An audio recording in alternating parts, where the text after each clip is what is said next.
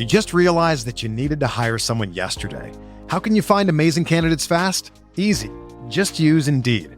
When it comes to hiring, Indeed is all you need. Stop struggling to get your job posts seen on other job sites. Indeed sponsored jobs help you stand out and hire fast.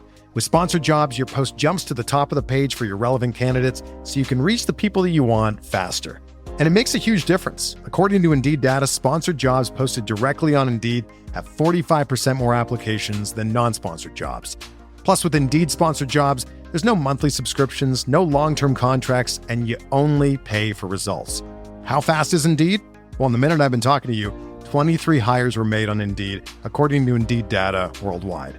There's no need to wait any longer. Speed up your hiring right now with Indeed. And listeners of this show will get a $75 sponsored job credit to get your jobs more visibility at Indeed.com/BWN. Just go to Indeed.com/BWN right now and support our show by saying that you heard about Indeed on this podcast. Indeed.com/BWN. Terms and conditions apply. Hiring? Indeed is all you need.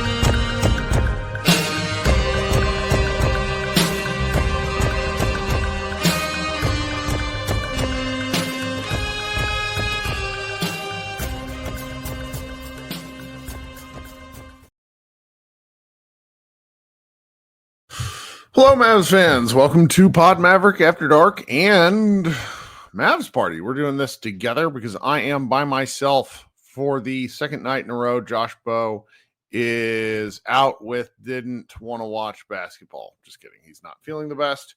And you know what? He deserves rest as much as the rest of us. And I insisted that he take the game off. The Dallas Mavericks just won 133-129 in San Antonio. It was the second night of a back-to-back, playing with like 7.5 guys. The Mavericks came out and really battled. It was a kind of defenseless game. The two teams shot above 50% from the floor. We watched lots of wide open layups. We watched lots of bricked wide open threes, particularly from some of the San Antonio Spurs, even though they shot 17 of 41 from the field. This was a game with there wasn't really much of a lead change in any way, shape, or form. The most the Spurs ever led by was 8. The most the Mavericks ever led by was 7. It kind of defies logic insofar as how the Mavericks won this game, because they were beat kind of in every statistical category. They got beaten points in the paint. They did have fewer fouls, like free throws ended up making a little bit of a difference down the stretch. The Spurs missed 10 of their free throws. That's one of those things that's absolutely going to chap your ass if you're a Spurs fan and you wanted this win over a division rival. That frankly is probably the only real way they won, because they outshot the Mavericks from the 3-point line by a pretty significant margin.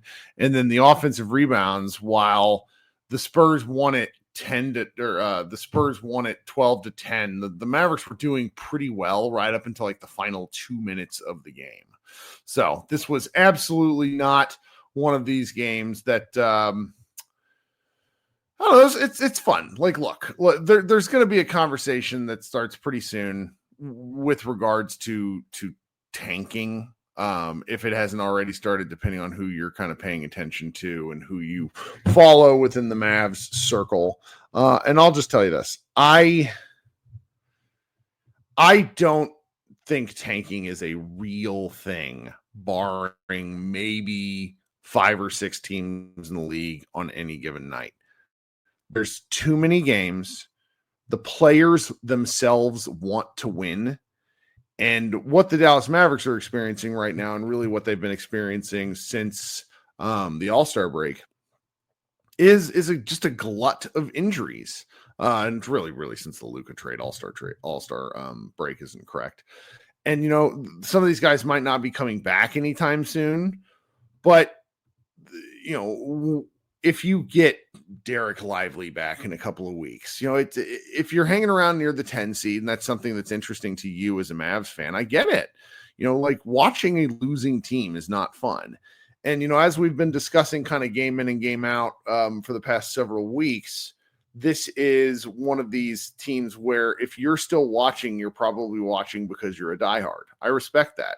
And I think that if you're watching because you want them to win, I respect that too. I am more interested from where I sit. I just want something interesting to talk about. And tonight's game was at least very fun. Like, we got career highs from Kessler Edwards, 26 points. Is that Kessler? No, it's Klay Thompson. Kessler Edwards had 22 points and 11 rebounds, which was really, really fun.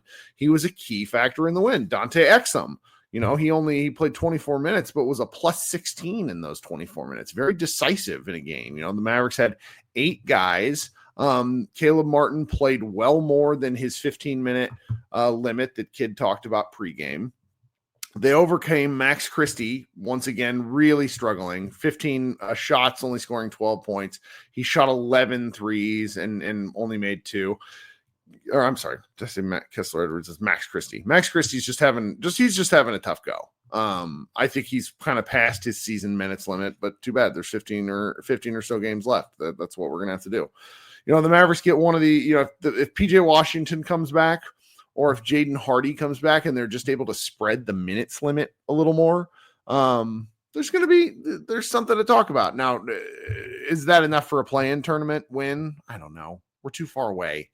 Like, playing stuff is a month and a week, 5 weeks. We still have a ton of basketball left to talk about. And, I could be, just knowing me, and, we got Mr. Green waiting to talk. He's going to be very excited to talk to me. I know. Knowing me, I think some of you would probably bet that I'd come in kind of guns a-blazing, wondering why the Mavericks didn't fucking lose this game, yada, yada, yada. I'm just not there yet. I want to see stuff that intrigues me on the basketball court. The Kessler Edwards of it all, I enjoyed it. I did. I like watching a two-way player battle his ass off. Klay Thompson getting to the line 7 times. That's interesting to me. Najee Marshall with another very effective game. 23 points, 5 rebounds, 3 helpers. Spencer Dinwiddie, just the grift master. 37 minutes tonight. He was second on the team in minutes. He was all over the place. 28 points, 7 rebounds, 6 assists. That's what you like to see. Now, on the Spurs side of things, I have no problem saying this. De'Aaron Fox, you are a coward. You suck. Everywhere you go, teams lose. Wonder whose fault that is. Just can't stand watching him play. He has torched the Mavericks in the past. And it was, if you want to accuse somebody of tanking, watching this guy score 14 points on 6 of 13 shooting is really, really up there. On the flip side, you have Harrison Barnes. Harrison Barnes, man, I really hated him when he was a Maverick. And I got to say, I do love watching him play basketball right now. He 14 shots, 29 points, 8 rebounds, just really battled his ass off. And then there's a guy, number 54. His first name's Sandro. I'm not even going to try to say his last name. Shout out to Mark Followell. That guy, watching him sort of run all over the floor in the 10 minutes that he played, really fun. Keldon Johnson, fun player. Stephon Castle, I don't get the Rookie of the Year hype. Not for me. I've seen him repeatedly. Don't get it. Maybe I'm wrong. Just don't get it. He was a key factor in them losing tonight. He had lots of open shots he didn't connect on. -13 in 30 minutes. Pretty rough go. But here's the fun part, guys. We get to do this again on Wednesday. The 2 teams play again. My wife and my son are going to go to that game. We're going to go down and see the Alamo. We're going to ask Parker if he can find the Alamo's basement. Shout out if you actually know what that joke is. That means you're old and you watched a very famous Pee Wee Herman movie. So here's what we're going to do. In the chat, you will notice the pinned comment is the link to the show here. If you want to join, talk a little basketball, talk about this game, talk about the things you've seen, let's go ahead and do so. We've not, I did so last night, and it ended up being a pretty fun conversation for about an hour. I really don't want to talk that long. I could really stand to talk another 20, 25 minutes. But if anybody has the thoughts and comments, we're going to just jump right to it. We got Mr. Green waiting. I have no idea what time it is on Tuesday morning in Australia, but I'm sure he will tell us. So coming up first, Mr. Green, everybody else click into the show if you want to talk. And yeah, how you doing today, Mr. Green? Yeah, not too bad, mate. It's been a long time no talk. It's taken this long to get over the things that have transpired. Has it really been that long? Have we not talked since the trade? Oh, it would be, 6 weeks, mate. I just have been gathering my thoughts and doing a lot of what you're doing right now, mate, popping the can, drinking to try and get over it. And, the thing that sucks the most is the media is now getting into my head where I can see life beyond Luka. Mm-hmm. I don't really want to talk about the trade, and I'm sure you don't either, Kirk. But I just feel sorry for all those people who betted on the Mavs winning over 50 games this season at the start of the year, man. They finally fell below their win total that last night. That's very funny. Because you would have been an absolute shoe-in, you would have thought, for the Mavs to win 50. I'm glad that the last few games have been on early because I didn't have to watch them. Yep. And watch them. And like I said, these are the only games that I haven't watched since I started watching the Mavs, in Luka's second season. But Luka doesn't look good, man. He doesn't look good, and I don't know if it's just me doom casting, but he doesn't look physically good, mentally good, and I wouldn't be mentally good either after the shafting that he copped. But I didn't know what was going to happen with my fandom. You know what I mean? Like I just thought to myself, well, I got back into basketball because of this guy.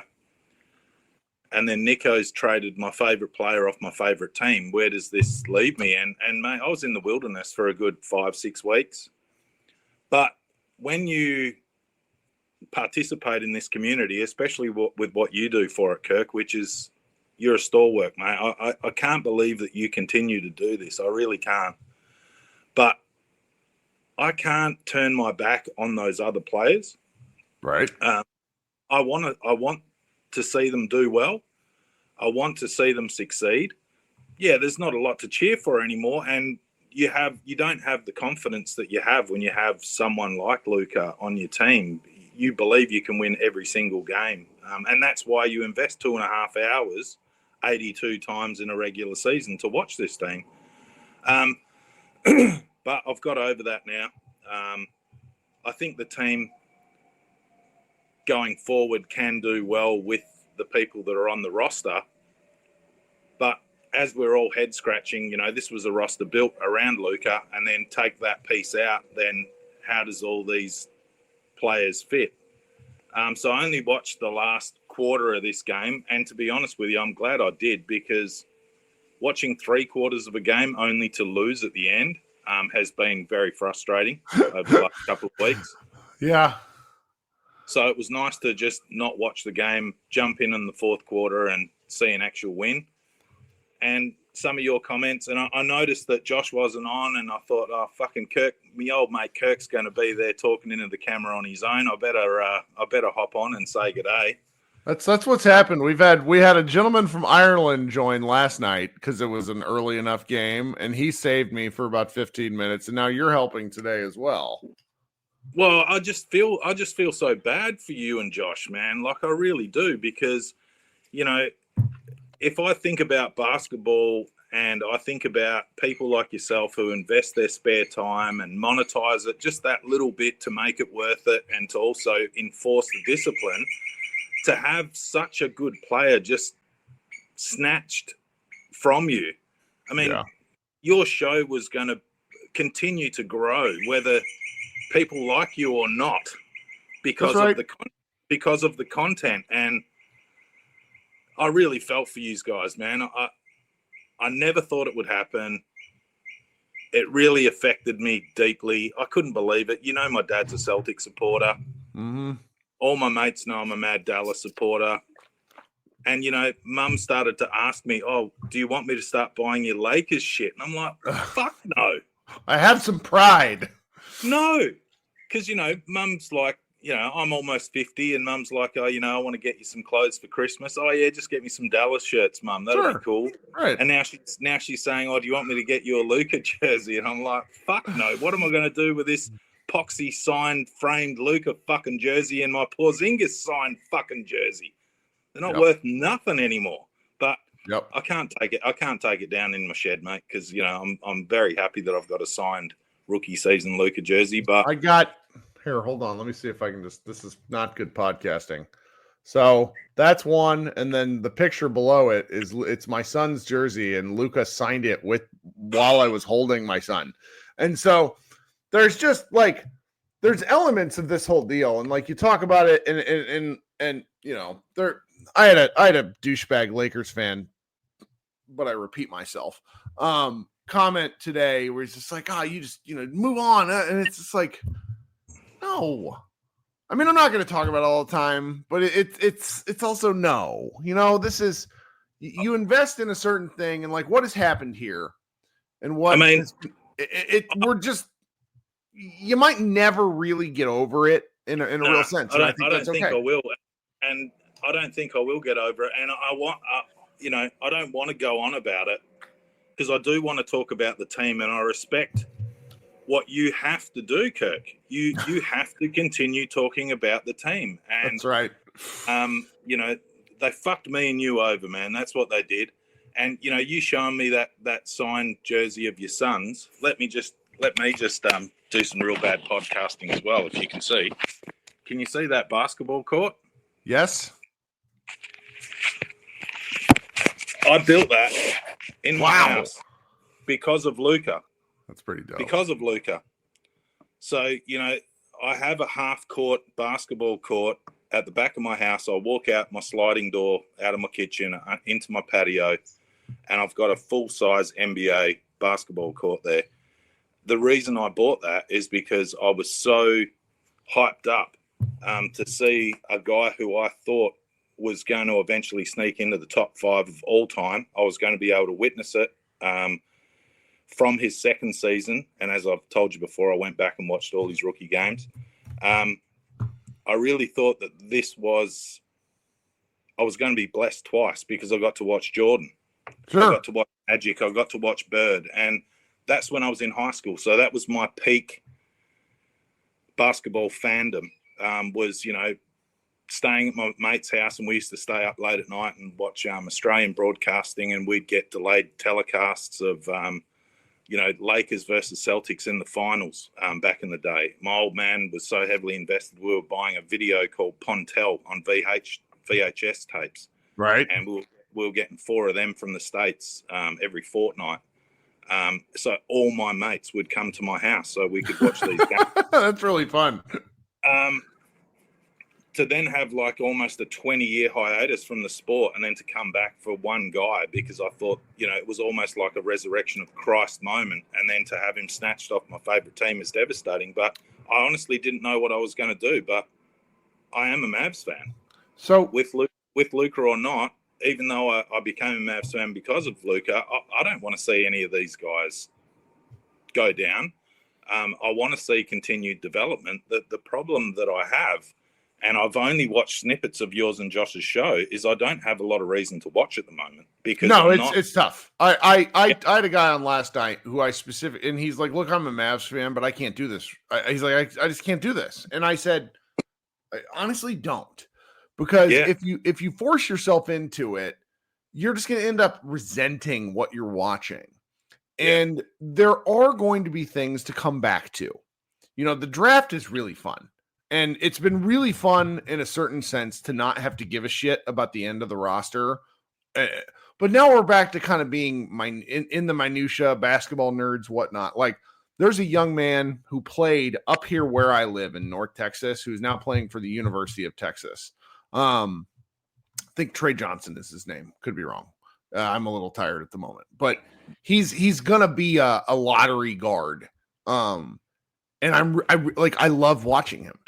I don't get the same like Luka feeling, but I love watching him. And so like right now over the next several weeks, I'm going to enjoy following, him hopefully in the NCAA tournament and just seeing kind of what happens and where it goes.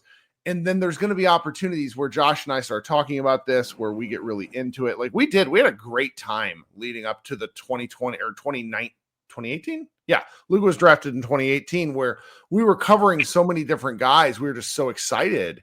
And there's going to be reasons to come back. But like right now, when we're in the so the Mavericks are 33-33. There's 16 games left. There's just nothing that's interesting because these guys are fighting and you want to see little things like, let's see here. Max Christie, you would love to see Max Christie take a step, but Max Christie, I was looking at his minutes totals. This guy hasn't played this much basketball in like 4 years. He's toast. He's just kind of physically, he's hit that rookie wall, even though he's not a rookie. And so there's just like right now we're watching like Najee Marshall score 30 points a game, which is fun, but it's not something you build off of. And so right now I don't blame anybody for taking a break. Yeah. Look, I agree. I would love to see some well, hey, if anyone's going to know, you're going to know. Can you give me a rough percentage of your decrease in viewership over the last 7 weeks? Oh, it's like half. I mean, we're getting murdered. And that's okay. Like it's really funny. So in 2022-23, that was the year that the Mavericks missed the playoffs. That year was the same year that we got our previous podcast network basically closed. Yep. And so we were like free agents for a month. And then we signed with this current company called Blue Wire. We're ending our relationship with Blue Wire in about 3 weeks. Nothing bad has happened. It's just like we're kind of mutually agreeing to part ways and we're starting with a different company. And we're starting with a different company like at the very bottom. It's so bad. But the plus side of that, and I kind of keep telling Josh this, is like when you do start over, when you start something new, or when you are starting in a place where it's like you can't really get worse, the people who are with you are like really with you. And one of the things I've found, at least in terms of this, is that the people who like me or hate me, shout out Slow Hoops fan, like really fucking are like love or hate. And like you can't force that kind of passion. That's just sort of engendered in what Josh and I do. And I think it's really neat where like we do have a community of people who really like us or people who really hate us. And I that's interesting to me because it gives me something to come back to. And it's funny. There's this one podcast that I love the hosts, and I actually know them personally, but I don't really I know them, but I don't know them. It's a, it's the GOAT podcast, Ben Golliver of the Washington Post, and this guy named Andrew Sharp. And I wrote them a question and I was just like, guys, how do we go on? How do Mavs fans go on? And each one of them responded where they were like, well, you should become, they told me, and they said this on their podcast. They said, you should try to become kind of the face of the movement that really pushes against Nico and what the Mavericks are doing here. And just kind of, be like bullshit basketball freedom fighters. And I really push back against that because like, I'm not interested in being the main character. There's a couple of people who are Mavs fans that go to games and are like very interested in their own attention, and good for them. I don't want to insult them, but that's not like, I have too much other shit going on. I want to talk basketball with you and my friends and other people who want to talk like basketball or the basketball adjacent things. I'm going to tell Nico to go fuck himself as early and often as I can, but that's not going to be my personality because I still want to be a Mavs fan. Do you know what I mean? Yeah, I do. And that's why I have so much respect for what you guys do, because it's like being asked to go on after you have your fucking heart ripped out of you when you went in for an ingrown toenail surgery. That's what it's like. It really is that way. And 50%, that does my head in. And well, because look at what so like you're in Australia, right? The fact that you watch these games means that you take time out of your day to go do the thing. Now, for me, it's on at night, which it's pretty easy to incorporate that into my schedule. But I would also like really love to go watch a movie I've missed out on and stuff like that. And that's like, we just have so many choices. And that's what's so incredible about this Luka decision is Nico Harrison convinced Patrick Dumont, or didn't, I don't know, to go ahead and trade Luka without understanding that, like, Luka and Kyrie to a large extent, Luka and Kyrie really drive Mavericks viewership, not Spencer Dinwiddie. And it's like they're just going to find that out the hard way, Yeah, and look, I can see the positives and the negatives of the situation.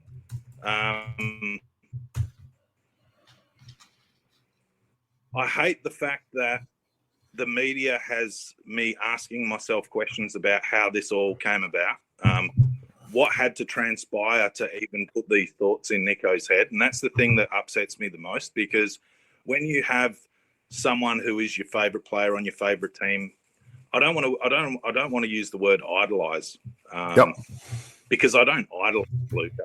I'm excited to watch Luka, but only when he's fighting for my guys. And then to have that snatched away from me is taken a long time to sort of reconcile in my head. Yeah. And then you start to think, well, what were the things that led up to the decision of even contemplating this move? And then I start to, a little bit of shine comes off it for me with my Luka fandom, if you like. Sure. Because I think to myself, well, if he didn't want to practice, if he was being disruptive, and then from an Australian looking in to the American culture and black athletes, and the first thing is that they're always praising God. Well, Luka's not going to be praising God, so that doesn't sort of fit in with that minutia. And then you think about Nico Harrison, and then you think about how he was raised and how he was praying to God and all this sort of shit. And then I think myself, that's got to be it. That's got to be it. It's the cultural difference, the fact that Luka was so good that he was basically saying to the guys, "What, you want me to practice more? I'm already the fucking one of the best players in the world, and you want me to push myself and push myself? How about you get these useless cunts on my team to fucking do that work? Because I'm top 5 all time." Yep. And I sort of think back to how they lost control of him, and they were trying to get control of him with Rick Carlisle, but then they did the worst thing they could do, and they pushed Rick Carlisle out. And I'm not saying Rick Carlisle's a better coach than Jason Kidd. I don't really have an opinion on the coaching, because the coaching to me is a 5%. It's either going to be 5% better or 5% worse. So they lost control of him. He became too headstrong.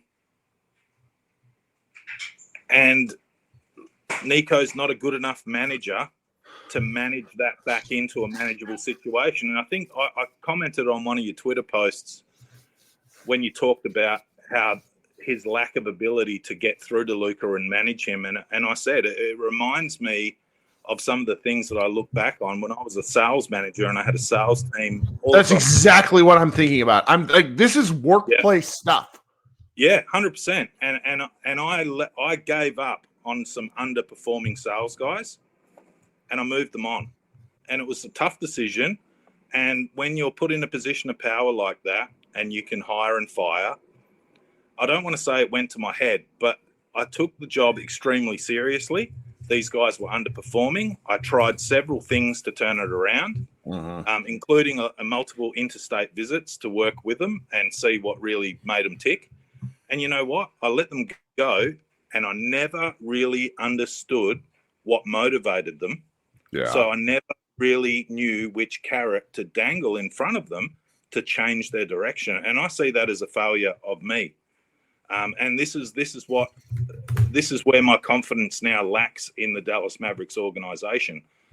They were gifted an extreme talent, and their managerial processes and personalities weren't good enough to understand what motivates that guy and to dangle the right carrot to steer the ship in a better direction.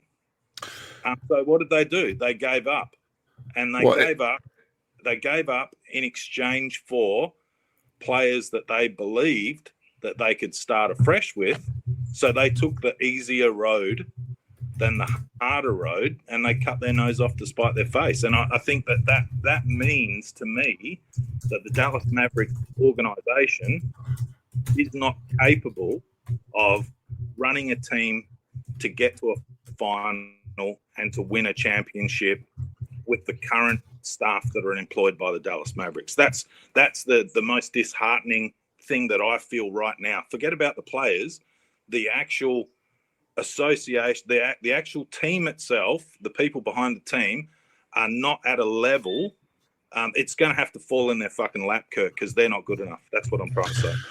Well, so it's interesting you do that, and this allows me to pivot to something, and then we can get on out of Dodge. So on Friday, I am talking at 2 p.m. Texas time. We'll go live with Tim McMahon of ESPN, who Josh and I will have, hopefully Josh will finish his book. I need to do the same. But Tim McMahon wrote a book about Luka Doncic, and really it's more about the process of keeping a superstar happy. And it's a really interesting book because what's clear to me early on is that the Mavericks became so alarmed within weeks of Luka Doncic joining the organization. They became so alarmed institutionally, and really a lot of this lies with Cuban, that Luka Doncic could leave one day, that they built an infrastructure that supported his worst habits. And I really mean, and like, because, you know, look, you're 18, 19 years old and you're handed the keys to a kingdom. What are you going to do? And what's so fascinating about it is the first 50 pages focus on Luka's early career in Europe, where he was constantly pushed by managers and coaches and older teammates to become a great player, which he obviously has been. But then he came to Dallas, and those challenges stopped. And I think that is one of the things historically, when we look at this from a 50,000 foot perspective, is Carlisle, Donnie Nelson, Cuban, everybody that was in charge of the first regime was so terrified of pissing him off that they stopped really battling with him. And like the thing about the NBA that's very important, and really for a guy like Luka, and I think JJ Redick might find this out the hard way. It's not called show friends. It's called show business. And you're not always going to get along with your coworkers. And one of the things that this book is telling me is that the Mavericks were so concerned with building up this organization that Luka would be happy with for 20 years, the way Dirk Nowitzki did, that they misunderstood that he's a guy that constantly has to find pressure points to push him. And like you see it in games, that's why he barks at fans. He needs those things. And so we had this new regime come in. And I mean, Nico Harrison is never going to work in NBA basketball again. What's going to happen is like Patrick Dumont will eventually realize like the fuck up that's happened here, and we'll fire him, and Nico will go work for the Lakers, or he'll go back to Nike, the failure of a basketball company that they've become over the last 10 years, where, you know, all they I don't know if you guys really like Nike products, but Nike has ceded a lot of ground to Under Armour, and that's largely because Nico Harrison shit the bed. Nico Harrison is not good at any job he's been in, as far as I'm concerned. Walking around and wiping Kobe Bryant's ass or kissing Anthony Davis's junk is not something that I'm remotely interested in from my general manager. And he's the kind of guy who we're going to find out probably did finally challenge Luka in certain ways. You know, like I think he and Luka did not like each other by the time that Luka was traded. Like McMahon sort of hinted about this, and I don't know how much he really wants to give away. And I think what we will find out in history is that Nico started challenging him in a way that was really unacceptable to Luka. But the Mavericks, before Nico was there, laid the groundwork for that. And that's very frustrating to me because you always look back with employees where things don't work out. And obviously basketball is a different deal, but look, we're old men, like work situations travel, like they make sense across industries because people are still human beings. And so they put Luka in the situation where he was king of the castle and then probably started challenging him way too late while he's leading the team to the finals. So you're telling the guy he needs to be better, which was true. All the while he's burning the world down, playing basketball, scoring 34 points, grabbing 9 rebounds, and dishing 10 assists a game. It's preposterous. So anyway, I really like when Tim's book comes out. I recommend it for somebody like you who is really good at sort of grasping the long view of this, and I think you'll enjoy it. Yeah, look, I'll be interested in it. I just hate that it's detracted from my opinion of Luka, and now when I watch him through a lens that goes, why did they get rid of this guy? And then I start to see all these things I never seen when he was a Maverick. Mm-hmm. That's what upsets me about the situation, because it was something that I had a huge amount of joy in, just snatched from me. Yep. And worse than that, now I don't look at him the same. I look at him to look for his flaws, not for his greatness. And I'll never forgive the Mavs for that. But like I said, I didn't know what was going to happen with, how much I enjoyed the Mavs. But I can't stop watching them. I'm not going out of my way to watch. I'm not setting the alarm at 3 o'clock in the morning anymore to watch a game, especially when they're only, 8-man rosters. I mean, that's preposterous. I know, man.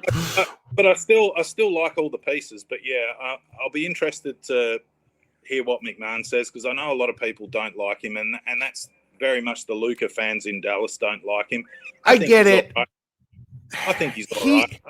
I think his writing is usually better. Like his delivery verbally is what pisses people off. I have the same problem.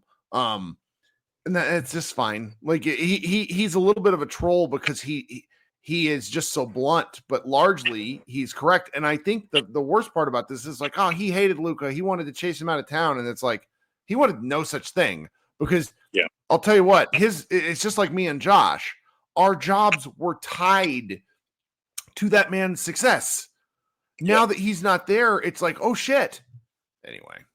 But look, this is the other thing. Like, people like yourselves, and let me frame this correctly, people in Dallas sports media who were riding a wave of popularity, which then became clicks, which then became dollars, would have purchased fucking cars and houses on the fact that this dude was still going to be here for 10 years. And overnight, it's all gone.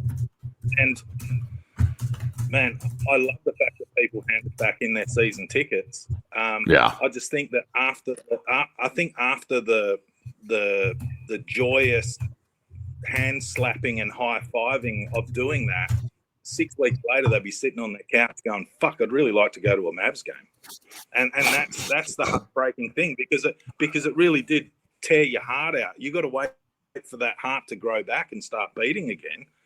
And man, it's just one of those things. It's just one of those things. And like I said, I can't switch off my Dallas Mavericks fandom. I want to see the guys do well. I want to see. I don't know. I don't really have an opinion on whether I want to see any of these players back this year. I don't know what there is to fight for. But it sounds like Davis isn't going to have surgery. Is that what you hear? He's not going to have surgery? He's just going to... I think they're going to wait to see how this plays out. I don't think he wants to have the surgery because he wants to play. But I think if there's nothing to play for, they're going to need to encourage him to have it. Dame Lillard put it off for like 3 seasons, and then he's not had any problems since. Yeah, but it took him 18 months to get back to being Dame Lillard after the surgery. That's the other issue. And, I can understand a guy at his age not really wanting to do that. Yes, no, for sure. Giving up year 31 and 32 to see if you can be better when you're 33 years old, that probably wouldn't ring true with me either. How many years is Davis under contract for, Kirk? I think 2. After this season? Yes, after this season. So he becomes an expiring at the end of next season. I think that's right. We get 1 season of him, and then he's an expiring. So, yeah, I don't know. If I was the Dallas Mavericks, I probably wouldn't want him to have surgery either. I know. Well, I mean, I think if he gets it, he'd be fine before next season. So, and there's no international basketball to be played right now. Mate, I was talking to a Tyler mate of mine, does tiles, yesterday. Mate, he had a hernia operation. It took him fucking 5 months to get back to work. That sounds terrible. That's a hernia operation. That's not even a muscular. That's not an abdomen. That's just a bit of lining on your stomach. You know, couldn't twist, couldn't turn. Like, yeah, I don't know. But look, Kirk, it's been so good to speak to you again, mate. It has been at least 6 weeks. Well, wish you and Josh all the best, and thanks for having me on, mate. Much appreciated. This has been fun. No one else wanted to join, otherwise I would have kicked you earlier. So thank you so much for hanging out. We'll talk soon, everybody. Enjoy the rest of your week. I'll be back on Wednesday, I think, even though I'm in San Antonio. I got to figure that out. So either way, we'll have a show. Everybody be good. Talk to you later, and go Mavs.